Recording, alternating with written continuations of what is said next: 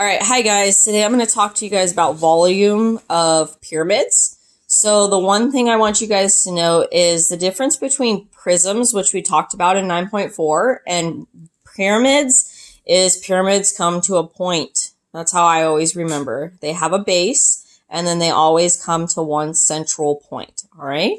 So these are a little bit different. You'll see the formula for volume of a pyramid is V is equal to 1/3 base. Remember, big B represents the area of the base times your height, and your height will be given in your diagram.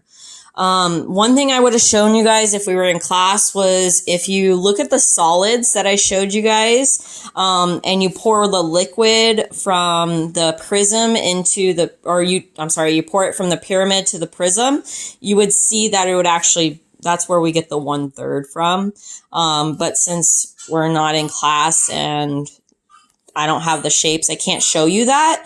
I will try to find like a YouTube video or something to show you guys that, but it's pretty cool. So that's where the 1/3 comes out, all right? Because it would actually take 3 of these to fill up the actual prism. All right, so let's go ahead and get started. So down here, for example 1, so we were given this. If you notice that the shape on the bottom, we don't know how to find the area of that yet. So they go ahead and give it to us as big B. So that one's already given as 48 millimeters squared. I also know this is area because it's squared. So I can go ahead and straight plug into my formula. So over here I have volume is equal to 1/3 base times the height. So 1/3, what's the area of my base? Well, it was given 48 times the height, which is 9. And you multiply that out and you get 144 millimeters cubed. Now, don't forget, when we're working with volume, you're dealing with cubes now. Area is squared and perimeter is just the units.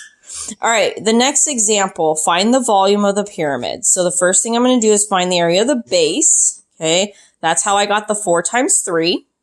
That's the area of the base. Okay, the 7 came from the height of the pyramid. And then you just multiply those and divide by 3 to get 28 feet cubed. All right.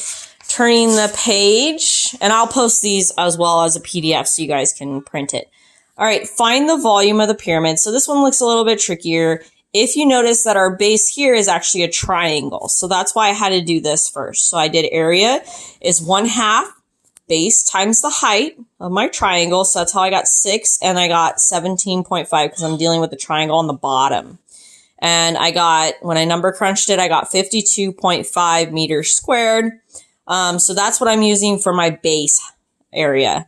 So I'm going to do 1/3 times 52.5 times 10. So I multiplied these two first, and then I divide that by 3, and I got 175 meters squared. All right, here's another one.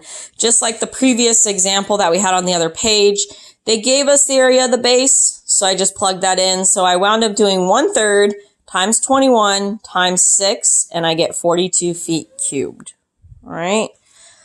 So that pretty much sums it up for what you guys are going to encounter when you're dealing with pyramids. Just a reminder, next on week 3, you guys will have your chapter 9 test that we will upload for week 3. I'm also going to upload a PDF of a study guide for you guys to look over and review. You can also look at some of the material in the book to help you study for that. There will not be a time limit. You will have all week to complete the test, but you will not be able to resubmit. So make sure that you guys really work hard and get the correct answers before you submit the test for week 3.